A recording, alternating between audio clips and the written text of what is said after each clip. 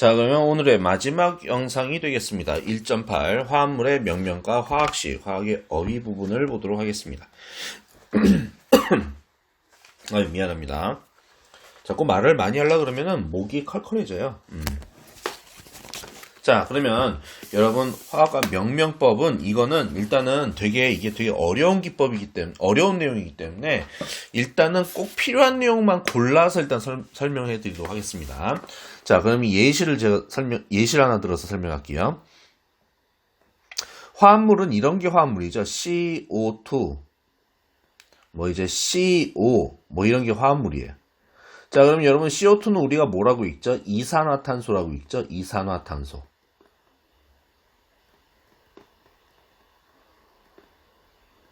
그 다음에 CO는 일산화탄소라고 읽죠.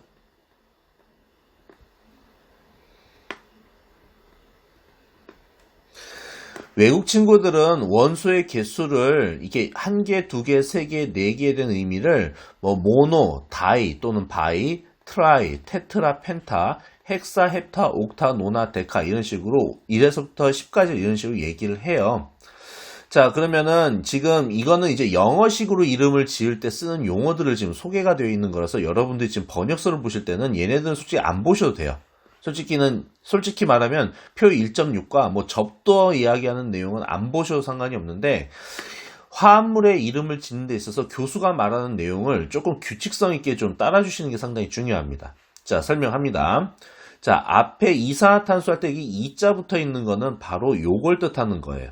그러니까 보통 산화탄소, 산소가 화학결합을 해서 탄소랑 결합되어 있다라고 해서 뒤에 있는 원소 이름을 먼저 불러주고 무슨 화 이렇게 한 다음에 앞에 있는 원소 이름 탄소 이런 식으로 불러주는 건데 여기에 산소가 1개가 있으면 일산화탄소 이렇게 불러주는 거고요. 산소가 2개가 있다 그러면 이산화탄소라고 불러주는 겁니다. 근데 여러분들이 되게 혼동이 될 거예요. 분명히 탄소도 개수가 1개이기 때문에 이산화 1탄소, 일산화 1탄소 여기다 일자를 집어넣고 부르는 게 좋을 것처럼 보이지만 이름은 최대한 간단하게 부르려는 게 명명법의 최고 목적이거든요. 한 글자라도 줄이려고 합니다.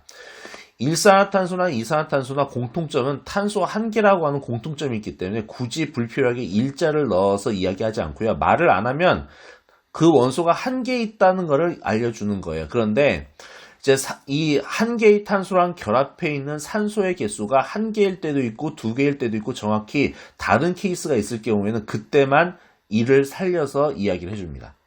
무슨 말이냐면요. 요거를 뭐라고 부르냐, 요거. N2O4를 뭐라고 부르냐면요. 사산화 이질소 이런 식으로 불러주게 됩니다. 명명법에 대해서 이제 간단하게 이야기를 하고 있는 거예요. 그리고 탄화수소에서 접두의 이름 이런 거 이야기하는 게 있는데 자 이거는 나중에 이렇게 한번 예시를 한번 여러분 적어놓고 한번 이해하시기 바랍니다.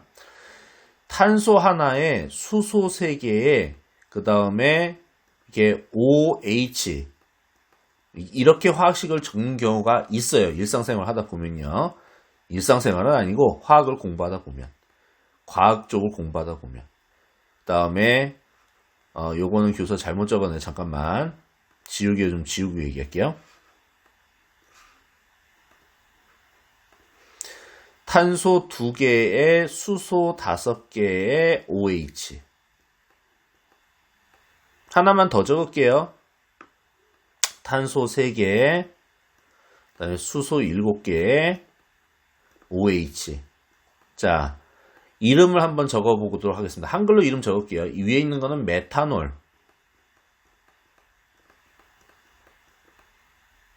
알코올이죠. 알코올 뜻하는 거예요. 영어로 적을까요? 잠깐만. 메탄올. 발음은 메탄올 이렇게 발음해야 될 것 같은 느낌이 들죠. 그 다음에 이거는 에탄올이라고 부릅니다.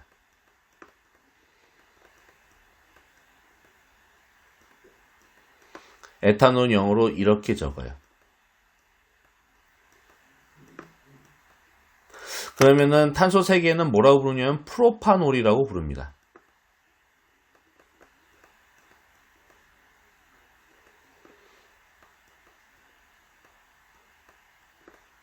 아우, 마우스로 글 쓰는 거 너무 힘들어. 극혐이야, 진짜. 아우, 손모가지가 떨어져 나갈 것 같아. 자, 교수가 어떤 얘기를 하고 싶은 거냐면요. 여러분 잘 보세요. 이 OH가 이렇게 그 화학식에 쓰여 있으면 알코올류 화합물들이에요. 그래서 여러분 에탄올, 요즘에 손소독제의 주성분이 에탄올, 에틸알코올이라고 하잖아요. 바로 이 녀석을 이야기하는 건데요. 뭘 이야기하고 싶은 거냐면 교수가 지금 파란색으로 표시하는 이거를 이야기하려고 하는 겁니다. 무슨 말이냐면은 이거 파란색으로 표시한다 그랬는데 왜 색깔이 이래? 잠깐만요. 저기 요거 METH 영어 우리말로는 매트까지 매트까지 다음에 에탄올 할 때 에트까지 요거 ETH까지 그 다음에 PROP까지 우리 글자는 프로프까지 여기까지 요게 뭘 뜻하는 거냐면요 탄소의 개수를 이야기하는 거예요. 교수님 뭔 아름다운 개소리세요 이렇게 얘기할 수가 있는데 화합물 속에 탄소가 얘처럼 한 개가 붙어 있을 때는 매스라고 하는 말을 써서 매트라고 하는 말을 써서 탄소가 한 개 있음을 이름상으로 알려줍니다. 화학식 안에 탄소가 한 개밖에 없어요 라는 이런 뜻으로 탄소가 한 개밖에 없는 알코올이에요. 그래서 메탄올 이렇게 불러주는 거예요. 그러면 에트라고 하는 요거는 ETH는 탄소의 개수가 2개 있다는 걸 뜻하는 거예요. 그래서 탄소가 2개 있는 알코올, 그래서 에탄올 이렇게 불러주는 겁니다. 프로파놀은 당연히 탄소가 3개이기 때문에 이렇게 프로파놀 이렇게 볼 수 있는 거죠. 이 얘기를 왜 하느냐고 여기 앞에 여러분 책에도 지금 있는데요. 자, 여러분 책에는 지금 다음 페이지 36페이지에 지금 나와 있는 내용입니다. 36페이지 왼쪽 그 본문 왼쪽에 비어있는 공간에 요 내용이 있죠. 여기서 탄소가 이렇게 몇 개냐에 따라서 앞에 붙는 접도가 있다는 걸 이야기하는 겁니다. 그럼 탄소가 4개인 알코올 우리가 뭐라고 불러야 되겠어요? 잘 봐. 에탄올, 메탄올, 에탄올, 프로파놀. 그럼 탄소가 4개면 탄소가 4개이면서 뭐 OH, 알코올이 붙어있는 이런 화합물이 있다면 그 화합물의 이름을 뭐라고 불러야 되겠어요? 부트를 써라고 했으니까 부타놀.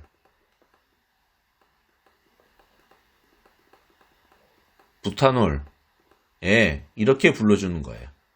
정확한 거는 뭐 이제 이게 수소가 9개가 여기 추가로 더 붙어 있는데 뭐 그건 나중에 기회가 되면 공부하시게 될 거고 이렇게 명명법이라는 게 이름을 부르는 규칙이라는 게 화학에서는 존재한다는 걸 간단히 설명을 해요. 왜 그러냐면 왜 이름을 부르는 규칙을 정해놔야 되냐면은 이 세상에 화합물의 종류가 너무 많아요. 진짜 많아요. 지구 인구 숫자만큼 많아요. 그렇기 때문에 이름을 일일이 고유명사로 뭐 홍길동, 김순희 이런 식으로 사람마다 서로 다른 이름을 붙여주는 게 어렵듯이 화합물에도 또 이름을 일일이 개별적으로 따로따로 새로운 이름을 붙여주기가 만만치 않게 엄청나게 힘들어요. 그래서 규칙에 따라서 이름을 부르는 방법이 고안된 건데 이게 바로 체계명 또는 체계적인 명명법 이렇게 불러주는 게 바로 이걸 뜻하는 겁니다. 그래서 솔직히 요거를 공부하는 것만으로도 화학에서는 한 개 단원을 공부하기 때문에 여러분들이 지금 여기서 공부하는 거 있잖아요. 여기 지금 35페이지서부터 36페이지까지 나와 있는 내용은 그냥 가벼운 그냥 맛배기 그냥 대충 이런 게 있다. 요런 것만 설명하는 겁니다. 자, 어쨌든 저기 예제 11.13번을 잠깐 봅니다. 일산화질소 하면 어떻게 적으면 되냐? 이렇게 적으면 됩니다. 예제 1.13번은 일산화질소는 이렇게 적으면 돼요. 이산화질소 하면 이산화질소 이렇게 적으시면 됩니다. 그냥 이산화일질소 일자가 빠져있다는 얘기는 한 개인 게 당연히 있고 그 다음에 굳이 적어주지 않았다는 뜻으로 이해하시면 됩니다. 산화이질소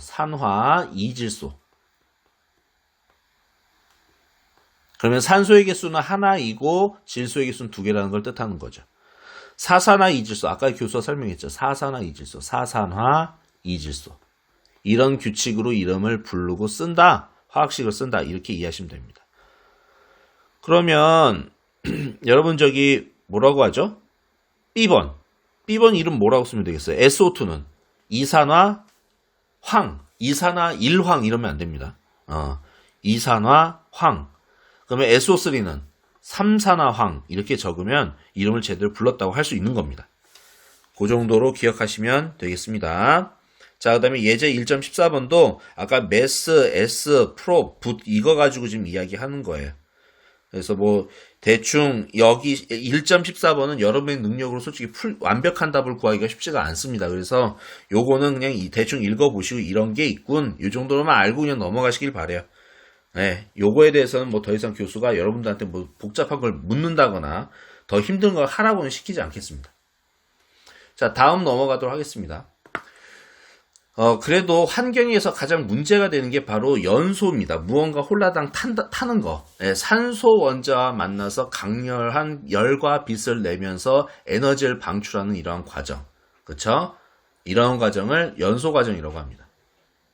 이 연소 과정은 어떤 특징이냐면 화합물에 탄소와 수소가 있으면, 그러니까 연소되는 타는 물질의 화합물 구조식상으로 봤을 때 탄소와 수소가 있으면 반드시 얘가 공기 중에 있는 산소를 만나서 연소된다. 타게 되면은 탄소와 산소가 만나서 뭐가 만들어지냐면은 결과적으로 CO2가 만들어지고요. 이산화탄소가 만들어지고, 그 다음에 또 추가적으로 이 산소가 수소하고 타는 물질 속에 수소가 들어가 있으면 수소하고 만나서 결과물로 물을 만듭니다.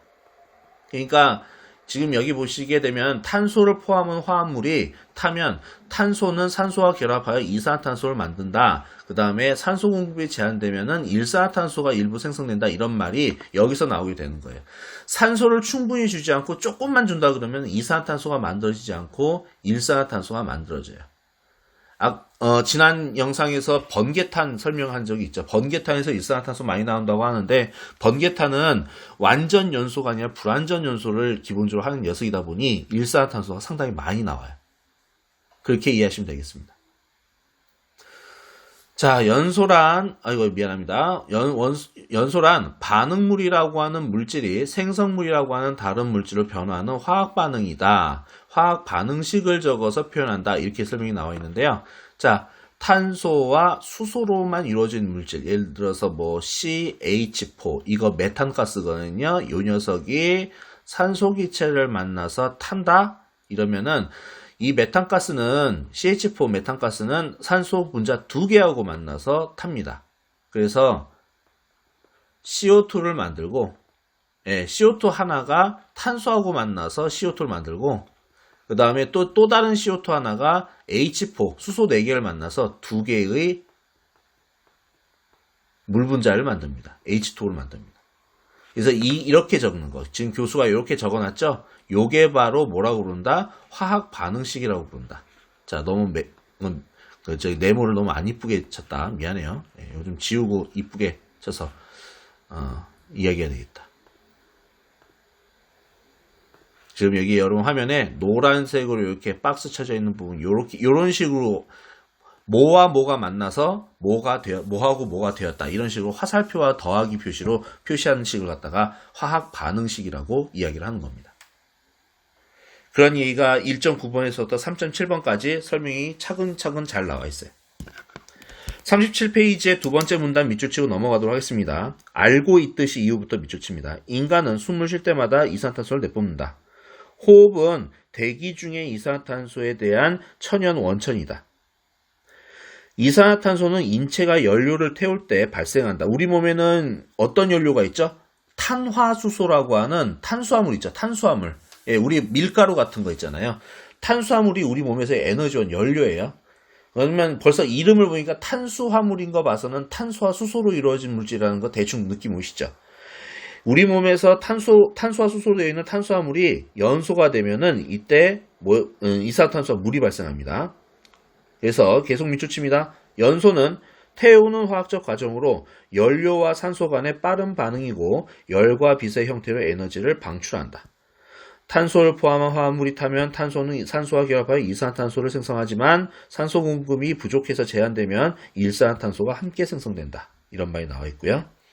그 밑에 계속 밑줄, 연소란 반응물이라고 하는 물질의 생성물이라고 하는 다른 물질로 변하는 화학 반응의 주요 형태이며 화학 반응식은 화학식을 사용한 화학 반응의 표현법이다. 이렇게 설명이 나와 있습니다. 그래서 여러분 여기 지금 아이고 자꾸 저쪽 전 화면을 자꾸 넘어가네. 자, 여러분 저기 그 교수가 밑에 노란색 네모로 표시해 놓은 화학 반응식을 잘 보세요. 잘 보시면 이제 이 화살표의 왼쪽에 있는 CH4나 산소 같은 경우에는 우리가 화살표 왼쪽에서 반응을 하는 물질이라고 해서 반응물이라고 불러줍니다. 그리고 화살표 오른쪽에 뭐하고 뭐가 만들어져요 이렇게 적어놓은 녀석들은 생성물이라고 이야기합니다. 그래서 화학 반응식은 기본적으로 반응물이 반응을 해서 생성물을 만드는 방향으로 화살표를 이렇게 그어가지고 표시를 하는 거예요. 무슨 말인지 아시겠죠? 자, 그게 화학 반응식이라고 하는 겁니다. 그리고 방금 전에 교수가 여러분한테 시범을 보이면서 뭘 보여줬었냐면 이런 걸 보여줬었죠. 어떤 걸 보여줬냐면 이런 거요. 이제 보면은 여기 교수가 이렇게 칠하고 있는 부분 보이시죠? 숫자 2. 그 다음에 여기 앞에서 숫자 2. 이걸 왜 집어넣냐면은 반응하기 전에 탄소의 개수가 왼쪽에서 오른쪽으로 올 때 한 개가 그대로 와야 돼요. 화살표 왼쪽에 수소가 4개가 있었으면 반응이 끝나고 난 뒤에 생성물들 속에서는 수소가 딱 4개만 발견되어야 합니다. 다시 한번 얘기할게요. 화살표 왼쪽에 반응물에서 산소의 원자가 4개가 발견되면은 생성물, 반응이 다 끝나고 난 다음에 생성물에서는 산소 원자가 4개가 발견돼야 돼요. 그거를 딱 맞추는 게 바로 뭐냐면 그게 바로 그 유명한 질량 보존의 법칙입니다. 그래서 질량 보존의 법칙에 맞도록 요 산소 앞에 숫자 2를 넣거나 뒤에 물 분자 앞에 숫자 2를 집어넣는 이런 작업을 균형 맞추기 작업이라고 불러줘요. 37페이지 아래쪽에 균형 맞추기라고 하는 용어가 막 나오면서 개수를 맞춘 이야기가 나오고 있습니다. 맨 밑에 문단을 통째로 밑줄 치도록 하겠습니다. 자, 그러면 맨 밑에 문단이요. 화학 반응에서 원자는 생겨나지도 않고 소멸하지도 않는다. 존재하는 원자들은 반응물이 생성물로 변할 때 그들의 정체성을 바꾸지 않는다. 다만 각 원소가 다른 방법으로 결합은 할 수 있다. 이 관계는 물질과 질량의 보존 법칙으로 알려져 있다. 화학 반응에서 물질과 질량은 보존이 된다. 소비된 반응물의 총 질량은 형성된 생성물의 총 질량과 같다. 그래서 다음 페이지 넘겨보세요. 그래서 화학 반응식을 적을 때는 균형을 맞춰야 된다는 설명이 나오면서 중간에 이런 말들이 나옵니다. 질량 보존의 법칙에 근거하여 반응 전과 반응 후에 있어서 황이 하나가 반응을 했으면, 자, 색깔 좀 바꿔야 되겠다. 너무 검은데? 삭제.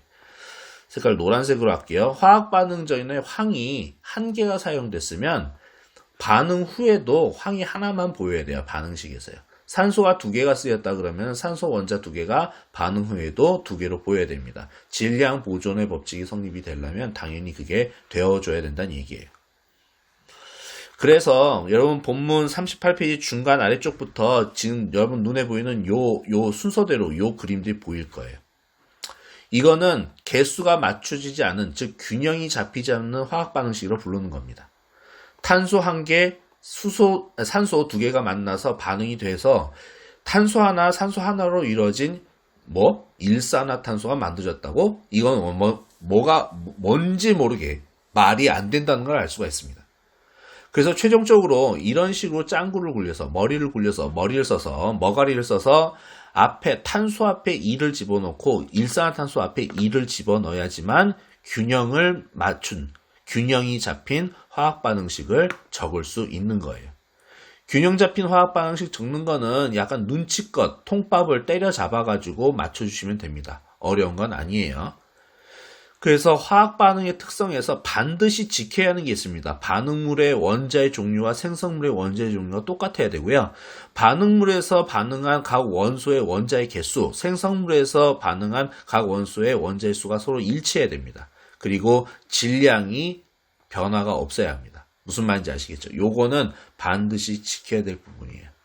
기타 나머지 것들은 막 변할 수 있습니다. 얘네 이런 것들 말고도 다양한 것들이 막 변할 수 있기 때문에 뭐 변할 것들 너무 다양해서 얘네들은 뭐 알아도 그만 몰라도 그만인데 요것만큼은 반드시 왼쪽에 있는 것만큼은 꼭 외워두셔야 됩니다. 아시겠죠? 꼭 기억하셔야 되겠어요. 이런 설명이 39페이지까지 설명이 쭉 나옵니다. 예, 그래서 이제 탄화수소의 연소에 대해서 일단은 한번 보고 한번 균형 맞춤 화학 반응식 한번 쓰는 거 한번 연습 한번 해보도록 하겠습니다. 자, 봅시다. 요거는 펜 검은색으로 되어 있는 빨간색으로 볼게요. 탄화수소의 연소. 탄화수소는 탄소랑 수소로만 이루어져 있는 거예요. 산소를 충분히 공급하면 탄화수소 연료는 완전히 연소한다. 완전 연소를 하면은 공기 중에 산소랑 만나서 이산화탄소가 완벽하게 형성이 된다. 물도 형성이 됩니다. 플러스 물. 무슨 말인지 아시겠죠? 그나저나 균형 맞추는 문제가 나와야 되는데 안 나오나? 안 나오는 것 같네요. 자, 여러분 책에 화학 반응식을 잠깐 보도록 하겠습니다.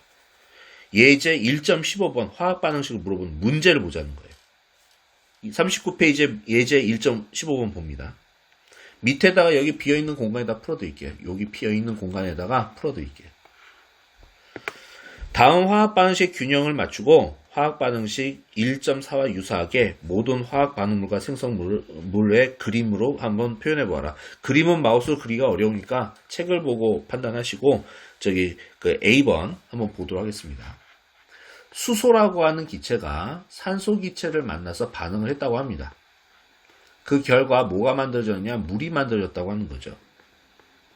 어때요? 왼쪽과 오른쪽에 있어서 개수가 안 맞는 녀석이 누구죠? 산소가 개수가 안 맞습니다. 왼쪽에서의 산소는 2개인데 오른쪽에 H2O의 산소는 1개밖에 없죠. 그래서 산소의 개수에 맞추려고 앞에다 2 이렇게 개수를 붙여주시면 됩니다. 이 개수, 요거를 갖다가 반응 개수라고 통상 부릅니다.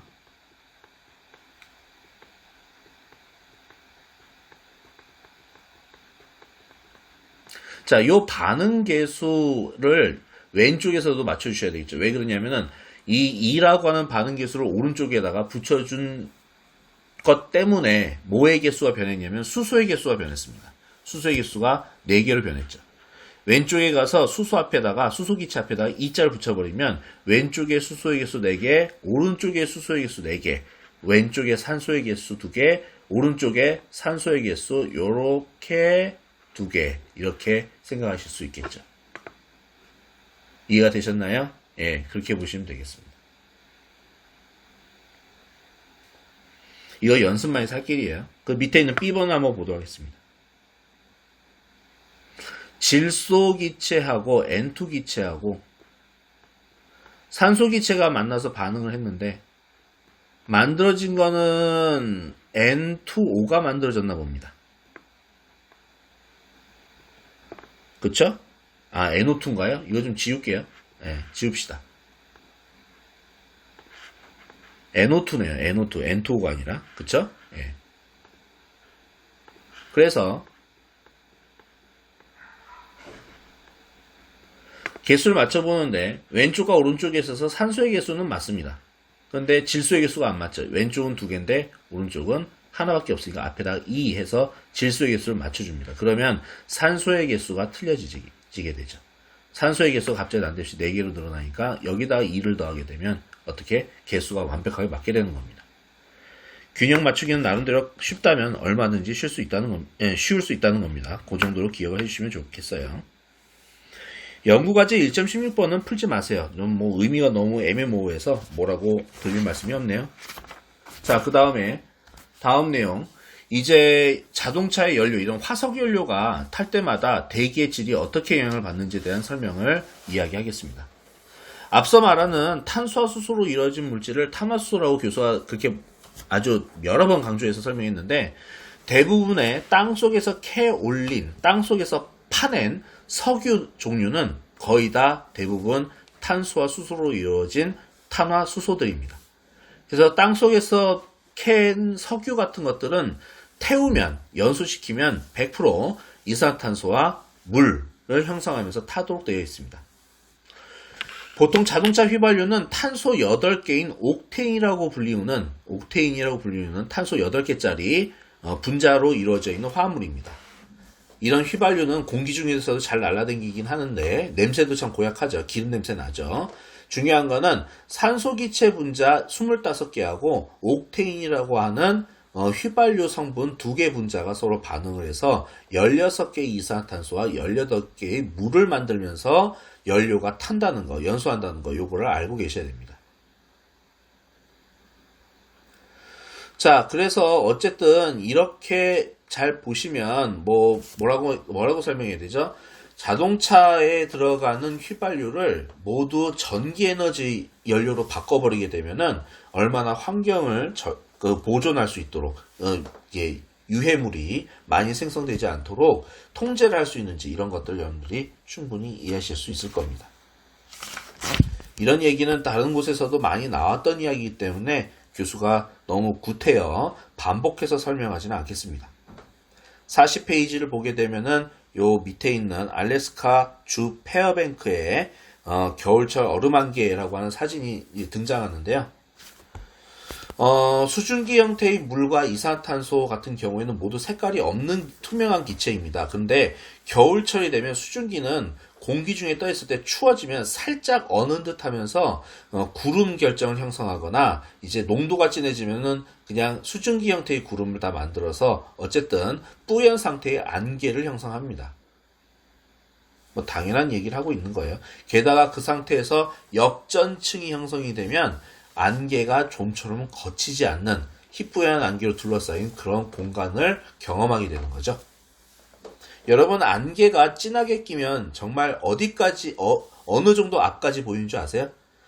밝은 대낮에 완벽하게 안개가 끼면 바로 한 10cm 거리, 30cm 거리밖에 안 보입니다. 여러분의 손도 안 보이고 발끝도 안 보여요. 네, 그래서 수증기의 막, 그러니까 이 안개막이 상당히 농도가 짙다라는 걸 알 수가 있습니다. 41페이지에 반응식 균형 맞추기 이런 예제가 나와 있는데 요거는 여러분들이 반응식 1.6번과 1.7번을 이용해서 한번 확인을 한번 해보시기 바랍니다. 어려운 내용은 아닐 테니까 한번 해보시면 좋을 것 같아요. 자, 그 다음에 휘발유가 차에서 이게 막 이렇게 배출됐을 때 여기서 나오는 가스가 일산화질소, 이산화질소, 일산화탄소, 이산화탄소, 그리고 수증기 이런 것들이 막 나와요. 그래서 우리나라도 그렇고 서양도 그렇고 자동차는 한 1년마다 한 번씩, 2년마다 한 번씩 자동차의 성능 검사를 받아야 됩니다. 그러니까 도시를 달리고 있는 도심지에서 운행되고 있는 자동차에서 엔진에 문제가 생겨서 연료가 깨끗하게 잘 타지 않으면 이산화탄소가 나와야 될 게 일산화탄소가 나오고 막 그래요. 그래서 휘발유 자동차가 엔진이 정상적이고 문제가 있는지 없는지를 2년 단위로 이렇게 자동차 검사를 받아요. 배기가스 검사를 받는다고 보시면 됩니다. 이게 지금 그림 1.16번에 나온 건 뭐냐면은 미국에서 어떤 특정 자동차의 자동차 배기가스를 검사한 결과표입니다. 자동차의 시동을 걸고 0초에서부터 240초까지 240초면은 몇 분이에요? 몇 분이에요, 여러분? 4분이죠, 4분. 1초가 60초니까 4분 동안 240초 동안 자동차의 시동을 걸고 직접 자동차를 바퀴가 굴러가도록 해서 이 자동차가 움직일 때 엔진에서 각종 이렇게 연기, 즉 매연이 나올 때 그 성분이 어떻게 되는지를 실시간으로 분석한 그래프를 이렇게 그림 1.16번처럼 뽑아낼 수가 있습니다. 자동차 검사소에서 이런 그래프를 뽑아서 줘요. 이렇게 검사소 그래프를 잘 보면 녹색 라인이 보이시죠? 그래프에. 그쵸? 여러분 녹색 라인 보이실 거예요. 이런 거. 녹색 선. 이게 요 선이 최저 안전선이라고 보통 이야기하는데 요 안전선을 넘어간다. 배출되는 가스의 양이 저 안전선보다 더 높게 그래프가 나온다 그러면은 자동차의 엔진이 환경 안전의 입장에서 봤을 때는 환경 안전의 시각에서 봤을 때는 그 엔진이 이제는 좋은 엔진이 아니에요. 솔직히 새 자동차하고 나이가 많이 든 오래 사용한 자동차하고의 큰 차이점은 엔진이 노후화되는 게 가장 큰 차이점이거든요. 오래된 엔진이 왜 안 좋냐? 바로 이런 매연, 막 이런 것들이 많이 발생해서 안 좋다고 합니다. 물론 엔진의 힘도 파워, 바퀴를 돌리는 힘도 떨어져요. 그래서 이런 일이 벌어지게 되는 겁니다. 만약에 지금 이런 그래프를 보면은 거의 탄화수소 그래프 빼놓고서는 밑에 일산화탄소와 이산화질소, 일산화질소의 그 배출되는 양이 너무 많은 것 같아요. 예, 너무 많아서 이런 자동차는 성능 불합격 처분을 받을 것 같습니다.